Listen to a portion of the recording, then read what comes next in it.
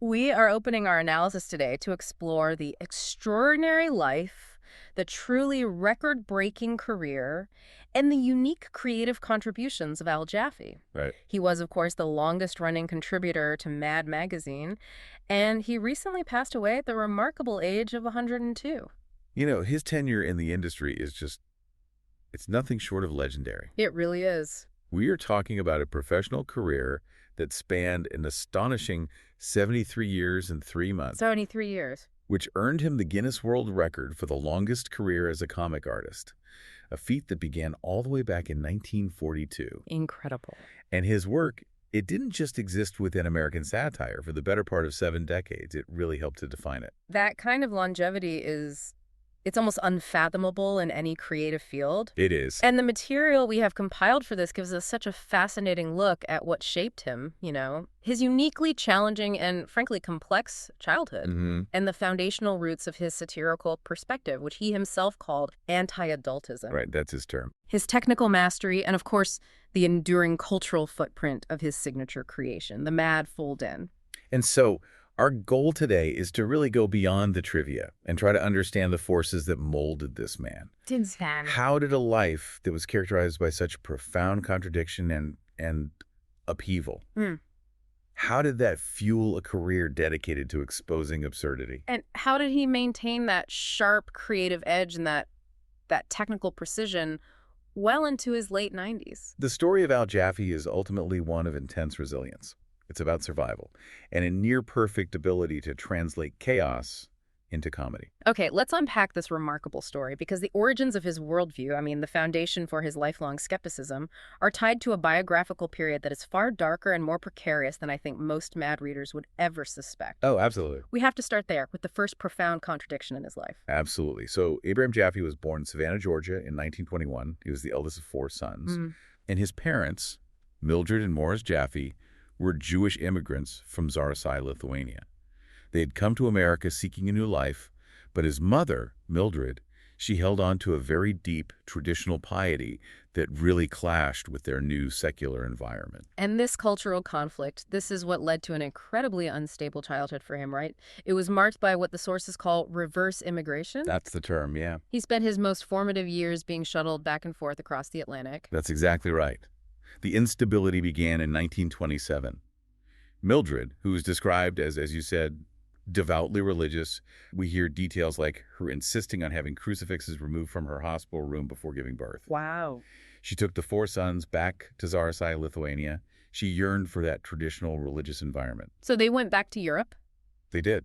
The family returned to the U.S. after about a year, but Mildred, she was just determined to live in that traditional world, so she took the children back again to Lithuania shortly thereafter.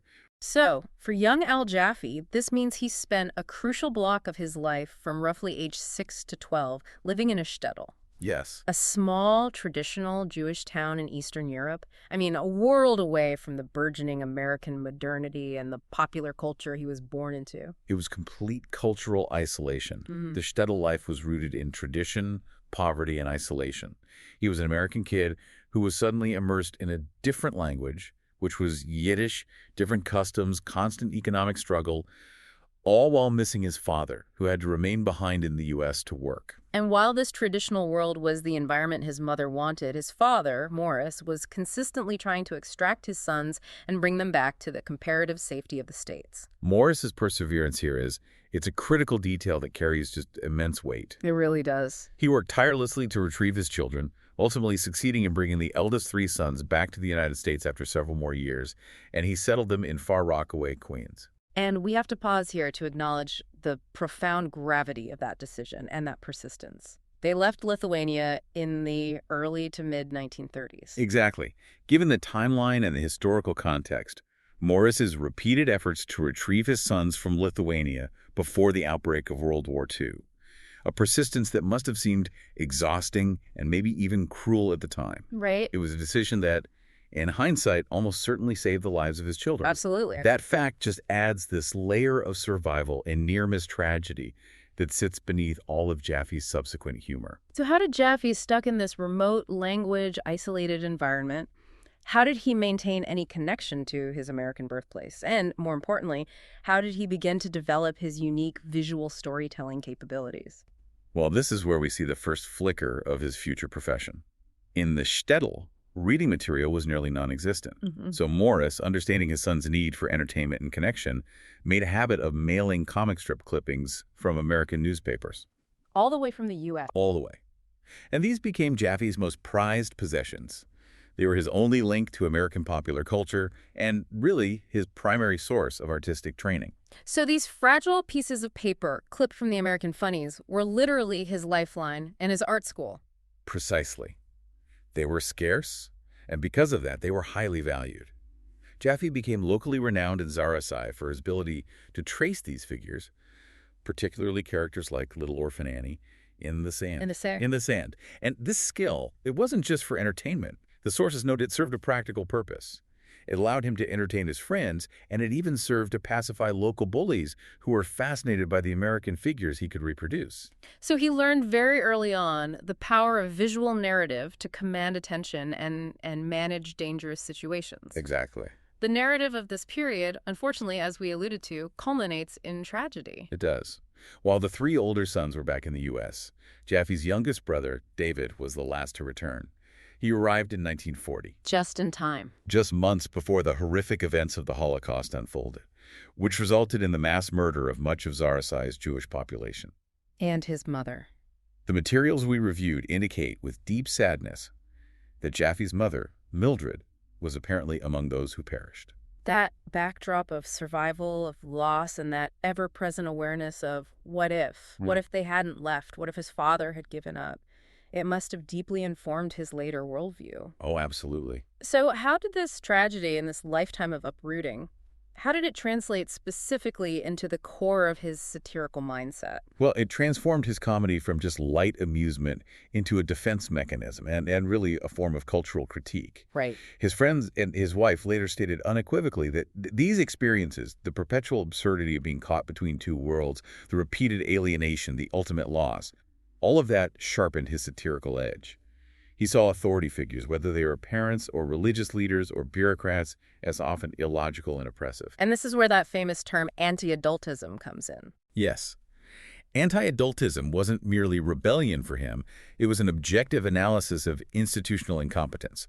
He learned to spot nuances and hypocrisies that others missed, especially in the semantics of the English language and the unspoken rules of society. So he recognized that the world was run by flawed, often deeply absurd adults who lacked the very common sense they demanded of children. That's it, exactly. And that perspective became the bedrock of his career. It was a refusal to take the official narrative seriously. That makes perfect sense. His satire always feels pointed, doesn't it? It feels exasperated, rooted in the genuine pain of recognizing stupidity, not just inventing it for a gag. Now, returning to New York after his final repatriation, he found himself in the perfect environment to capitalize on this budding talent. He did. Jaffee was fortunate enough to attend the High School of Music and Art in New York City in the late 1930s, and this school proved to be an unexpected and potent incubator for future cartooning talent. And this is where he met the foundation of the MAD team before MAD even existed, correct? Absolutely. Yeah. His classmates included some of the future giants of Mad magazine, Will Elder, Harvey Kurtzman, who would become Mad's first editor, Right. John Severin, and Al Feldstein, who succeeded Kurtzman as editor. It was just an astonishing concentration of talent in one high school. A direct pipeline into the post-war American humor industry. Essentially, yes. He officially started his professional career very early, then around 1942, entering the comic book industry at a time when it was just rapidly expanding during the war years. He was a working professional by 1942. His first published work appeared that December in Joker Comics. And crucially, he was a steady contributor to what were then Timely Comics and Atlas Comics. And for those who might not know, those companies are recognized today as the predecessors of the modern Marvel Comics empire. Exactly. That detail is often forgotten. A mad cornerstone drawing for the company that would become Marvel. So what kind of material was he producing for them back then? He was focused on humor features. He collaborated with another future mad cartoonist, Dave Berg, on titles like Inferior Man. Jaffee also personally created the combined series Ziggy Pig and Silly Seal. And there's another piece of history there, isn't there? Stan Lee is involved? Yes.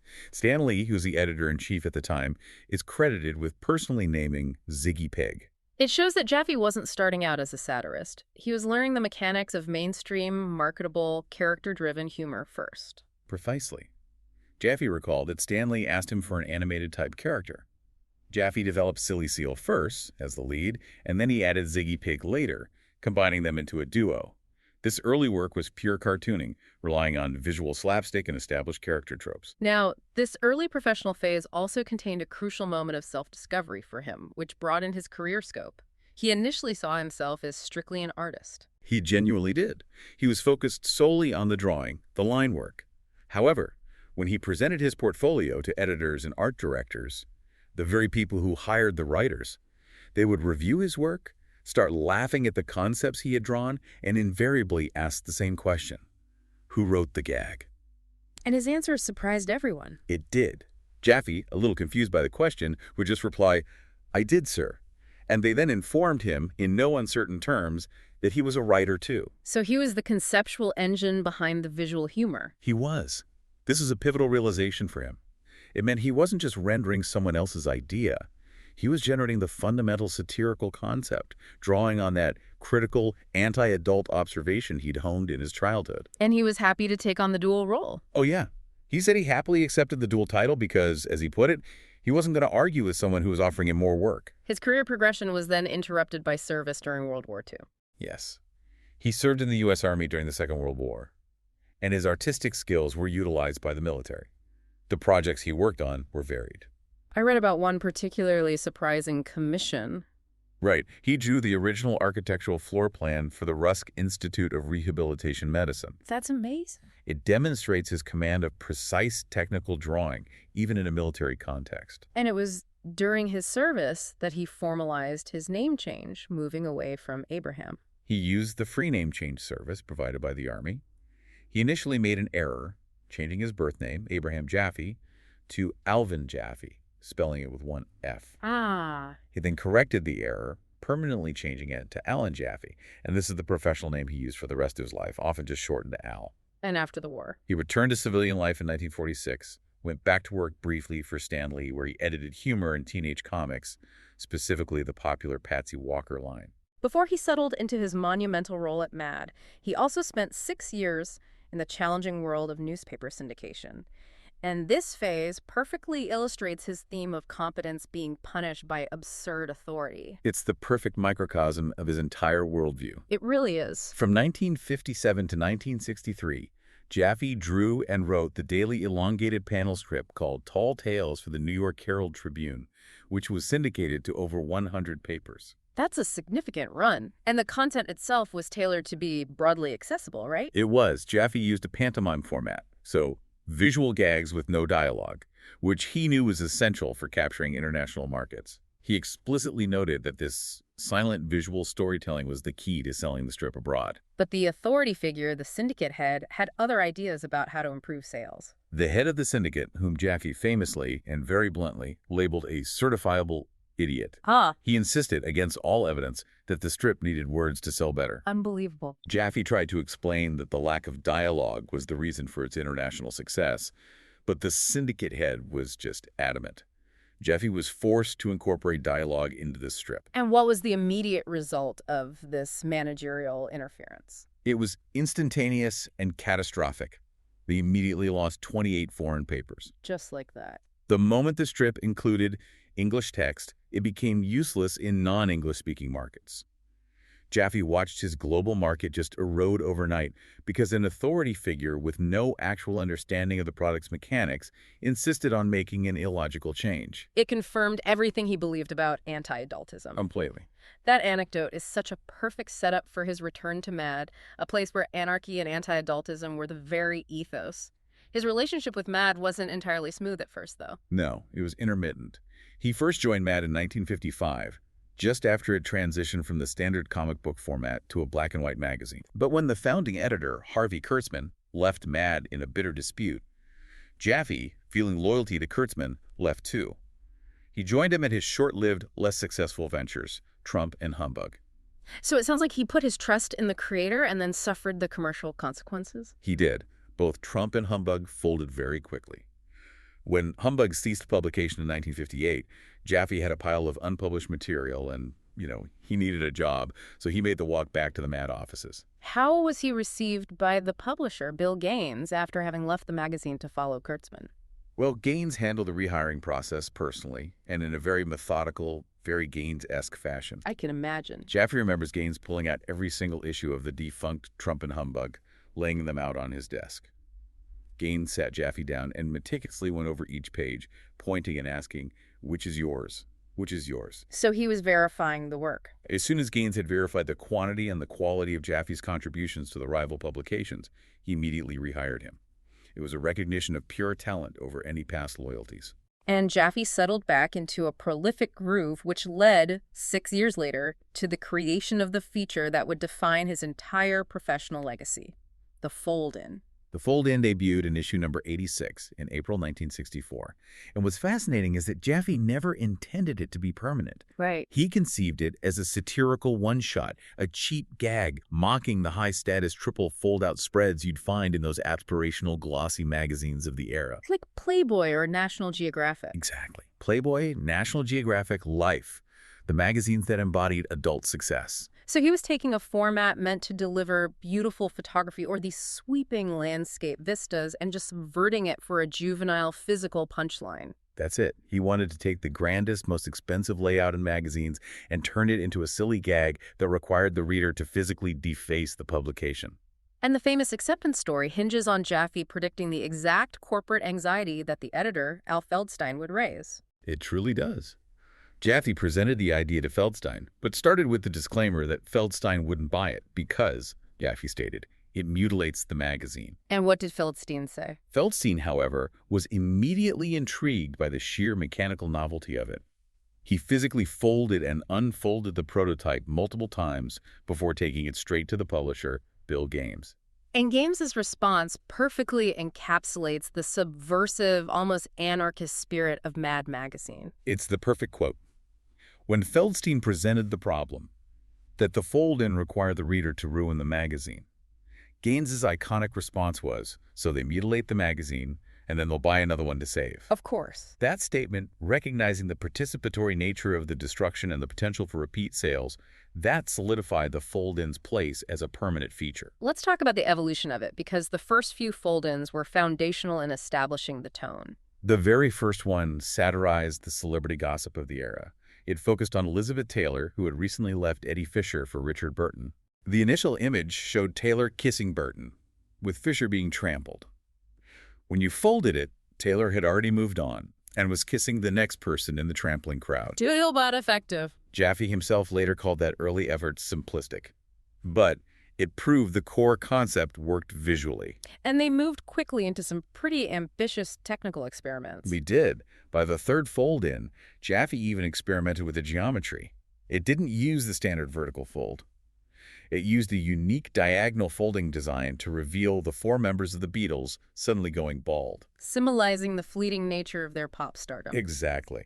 This experimentation showed that Jaffee was immediately interested in pushing the limits of the physical medium. And he also pinpointed a fold-in featuring Richard Nixon as the moment the feature matured, demanding a higher level of intellectual engagement. The Nixon fold-in required a specific cleverness. It moved beyond simply showing characters moving or changing costumes. It required the initial image to hold up as a composition on its own, while being designed to collapse into a new, pointed political or social critique. And that set the standard for the technical and conceptual dual requirement that defined the fold-in for the next 50 years. This brings us to the astonishing technical genius behind the fold-in. We have to really emphasize the manual difficulty here. This wasn't just a drawing, it was an act of precise, pre-calculated geometry. It truly was an exercise in spatial visualization and meticulous manual labor. Jaffee typically spent about 2 weeks working on a single fold-in, and his method was utterly counterintuitive because he had to start with the punchline. Walk us through that backward process. Okay, so first, he would create the finished, folded answer image, the hidden picture. Right. He would then physically spread those two parts apart. This gap that he created in the middle became the complex, confusing, and often highly detailed center image, what he called the throwaway portion, which had to blend visually with the outside strips, but would be discarded in the fold. So he was literally designing the visual noise that masked the clean, final image. Exactly. He used tracing paper to map out this central, deceptive filler image. He then transferred the entire combined image onto stiff illustration board using carbon paper. And how did he keep track of it all? To keep track of his progress, what was the real line and what was the filler, he would often mark the elements he had painted or inked, using distinct colored pencils, like red or green, distinct from the black pencil of the initial drawing. The alignment required incredible planning, especially dealing with the space of the magazine gutter, which separates the two pages. I mean, any minor error in calculation meant the entire gag would fail to align when it was printed. The precision required to account for paper shrinkage, printing tolerance, and the physical fold near the gutter is staggering.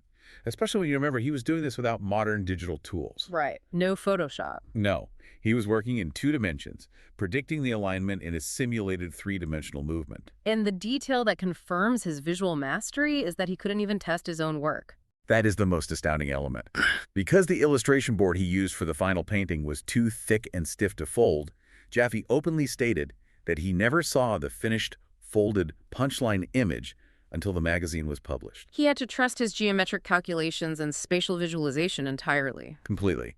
His brain was the computer, the ruler, and the calibration tool. Mad's art director, Sam Viviano, noted that the brilliance of the fold-in is entirely lost on younger generations who rely on software like Photoshop to perform these visual manipulations instantly. It really speaks to the manual precision of the era. He was a true craftsman. He relied solely on his physical skill, only ever using a computer for simple typographic manipulations that were required for certain fold-in tricks. The technical accomplishment simply cannot be overstated. And this commitment to the feature led to an astonishing run of longevity. It's unmatched. Between April 1964 and April 2013, a near 50-year span, only one issue of Mad was published that lacked new material from Al Jaffee. Just one. The fold-in appeared in almost every issue from its debut until 2020. No other writer or artist had such a continuous streak. The fold-in transcended being a gimmick, and it really entered the cultural lexicon, becoming part of the shared American vocabulary. We have Jaffee's own confirmation of this. He recalled watching Jeopardy! Where a clue was presented about the feature, and the contestants immediately and correctly responded with the word fold in. Wow. He realized then, with some pride, that he had essentially created a new word in the English language, specific to his mechanical creation. And the reverence for the artistry was so high that it created this interesting behavioral conflict for the reader, which was noted by other famous cartoonists. Gary Larson, the creator of The Far Side, he articulated the reader's dilemma perfectly. What did she say? He noted that readers would slowly and carefully fold the back cover, doing everything they could to avoid creating a permanent crease. And why? Because the pre-folded artistry Jaffee's drawing, the shading, the sheer quality of the original illustration was so amazing that readers didn't want to deface or mutilate the page, even though mutilation was the entire point of the gag. That detail really reinforces the high quality of the work, even when the image was just the confusing throwaway part. Right. Now, beyond the fold-in, Jaffee had another signature feature, snappy answers to stupid questions, which embodied his core philosophy in a different way. Indeed. All of Jaffee's output stemmed from a unified worldview, which was eloquently summarized by the writer Will Forbes. And that was, to be alive is to be constantly beleaguered by annoying idiots, poorly designed products, and the unapologetic ferocity of fate. Competence and intelligence are not rewarded in life, but punished. The sheer volume of human stupidity provides the fuel. Yes. And what was the genesis of snappy answers to stupid questions? Right. He said it had a very specific and painful personal catalyst. He revealed that he was undergoing a difficult divorce when he started the feature. He used snappy answers, which provides these increasingly hostile or cutting put-downs for inquiries that were either obvious or unnecessary, as a therapeutic release. So it's personal. He openly stated that the feature allowed him to get a lot of his hostility out, translating that personal turmoil and frustration into brilliant, aggressive satire. So emotional pain became highly structured, aggressive humor. But Jaffee's output wasn't just satire. He had the mind of a meticulous technician, which really shone through in his highly detailed drawings of ridiculous inventions. He was a visual engineer of the absurd. He contributed hundreds of articles, often focusing on gadgets and new inventions presented in that elaborately detailed blueprint style. This technical precision was a defining hallmark of his work. And his fellow artist, Sergio Aragonés, praised this aspect, saying that Jaffee's drawings had a special quality. Aragonés noted that Jaffee's brilliance meant that no matter how silly or impossible the idea was, the drawing itself always made the machine look like it worked. Why was that? Because Jaffee was not only an artist, but a technician as well. He understood how gears and levers and wiring should look, and that lent technical credibility to the most impossible concepts, fooling the eye into believing the absurdity was functional. And this combination of observation and technical drawing led to some uncanny predictive moments in his career, satirizing concepts that later became real inventions. This is one of the most astonishing aspects of his career. Jaffee's satiric concepts often predated common technologies by decades. He wasn't inventing them, but his ability to imagine technological solutions, or more accurately, the absurdity of future over-engineered solutions, was far ahead of the industrial curve. Can we detail some of those examples? They really show the timeline disparity. Absolutely. I mean, think about the phone features we take for granted. Jaffee featured concepts similar to telephone redial and electronic address books in his work as early as 1961. 1961. In 1965, he satirized snowboarding, years before it became a popular sport. And perhaps the most remarkable predictive moment was in 1967, when he drew a precursor to the computer spell checker. Long before personal computers were even a mass-market concept. Exactly. Satirizing a spell checker in 1967, when everything was still analog, is extraordinary. How did he capture that concept visually? Well, his gag focused on the human element and technological overreach. He designed a machine that would mechanically review and flag spelling errors in a typewritten document. It was a bulky, absurd device. But Jaffee drew the mechanisms, the levers, the sensors, the input paper stream in such a way that the reader believed, just for a moment, that this ridiculous, complicated machine could actually work. And that forward thinking continued well into the 70s and 80s. Yes. In 1979, he satirized the inevitable escalation of shaving technology, mocking the future concept of multi-blaze razors. And in 1982, he designed concepts for graffiti-proof building surfaces. We even hear about an inventor who was directly influenced by Jaffee's satirical work. That's right. The sources note that an inventor explicitly thanked Al Jaffee in a patent file for a self-extinguishing cigarette, citing the cartoonist's concept as direct inspiration for his real-world product. Jaffee, ever humble, always downplayed this predictive talent. He simply said that he could imagine those things because he could see the obvious holes and annoyances in existing products, but he never had to deal with the practical problem of how to manufacture them. Beyond technology and consumer frustration, he also briefly dipped into direct socio-political commentary during a major national conflict. Right. During the height of the Vietnam War era, Jaffee created a gag cartoon called Hawks and Doves. Okay. This strip featured Major Hawks, who was the archetypal, rigid military officer, constantly antagonized and thwarted by Private Doves, the easygoing counterculture soldier. And what was the dynamic? Doves would find clever, subtle, and surreptitious ways to create peace signs in laundry piles, in the alignment of military vehicles, or in camouflage patterns, frustrating his superior officer to no end. It seems Jaffee just had this unique ability to take any subject matter, from political polarization to razor technology, and distill the inherent absurdity within its structure. He really did. This prolific career eventually culminated in his official recognition as a world record holder. It was a record based on pure, sustained professional output. On March 30, 2016, Al Jaffee officially secured the Guinness World Record for the longest career as a comics artist, clocked at 73 years, 3 months. And that span began with his first published work in Joker Comics in December 1942 and ran through the spring of 2016. That's right. And the recognition, particularly in the later stage of his career, poured in from every corner of the creative industry. He was widely celebrated and honored by his peers. He won the industry's highest honor, the Reuben Award for Cartoonist of the Year, in 2008. He was inducted into the Will Eisner Hall of Fame in 2013 and the prestigious Society of Illustrators Hall of Fame in 2014. And he also accumulated multiple National Cartoonist Society awards throughout the 1970s. Correct. What did his contemporaries say about his unique skill set?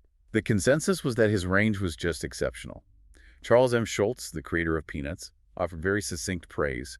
He stated that Al can cartoon anything. High praise. And Arnold Roth, another esteemed peer, called him simply one of the great cartoonists of our time.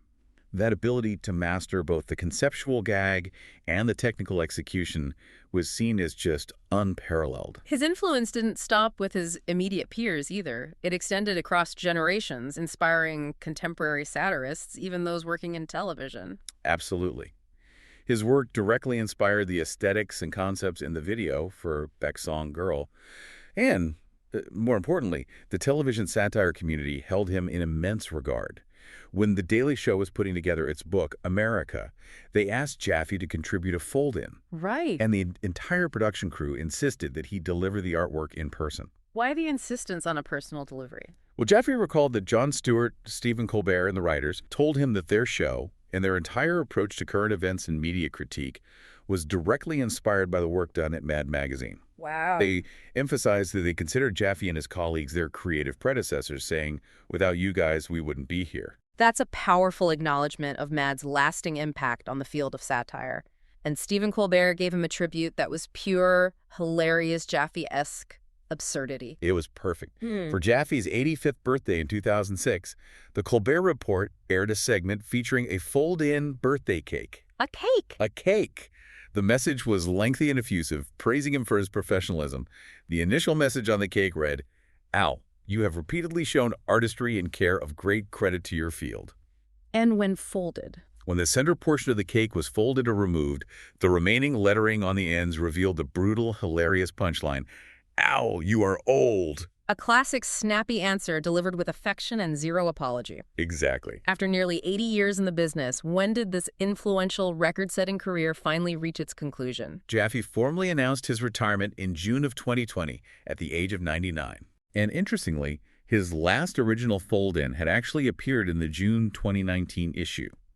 That specific fold-in had a fascinating backstory. He completed it 6 years earlier, but Mad initially rejected it due to some temporary sensitivities around gun violence at the time. So even the masters are subject to editorial shifts. Always. And his final piece of published work for Mad had a deeply personal and poignant history. It was a final act of incredible foresight. His absolute final published fold-in, which served as a personal farewell to his readers, appeared in the August 2020 All Jaffee tribute issue. And that one was planned well in advance. He had actually prepared this specific farewell 6 years in advance, initially intending it for publication after his death. Instead, he allowed it to be published after he announced his retirement, concluding his monumental career with a pre-written, technically perfect final curtain call. He also took steps to ensure that his legacy and his specific methodology were protected for future researchers. In 2013, Jaffee donated the vast majority of his archives, the original physical art, sketches, and research materials, to Columbia University. This guarantees that researchers and future cartoonists will have access to the physical proof of his technical genius, showing exactly how he solved those geometric puzzles without digital aid. Al Jaffee passed away on April 10th, 2023, at the age of 102. Yes, from organ failure. We have spent time exploring the incredible journey of Al Jaffee, a man whose complex childhood experiences, the perpetual cultural alienation, the constant upheaval, and the immense foundational tragedy fueled a satirical fire that lasted nearly 8 decades. We have detailed his military service, his foundational work in comic precursors to Marvel, and most crucially, his monumental record-setting tenure at Mad Magazine, defined by the unique, technically demanding fold-in. He was a master synthesist, An accidental writer, an inventor of comedic concepts, and a tireless chronicler of the relentless absurdity of modern life. and Jaffee truly embodied the necessary spirit of reinvention. He was someone who openly spoke about the dark days in his life, but maintained the core belief that you have to reinvent yourself. You get knocked down and you pick up yourself and you move on. His creativity was a direct response to adversity. So we'll leave you with this thought, drawing on Jaffee's resilient philosophy. Considering his sentiment that you must reinvent yourself when knocked down, what unexpected limitations or constraints in your own professional or personal life might actually be sharpening your creative edge? Thanks for listening.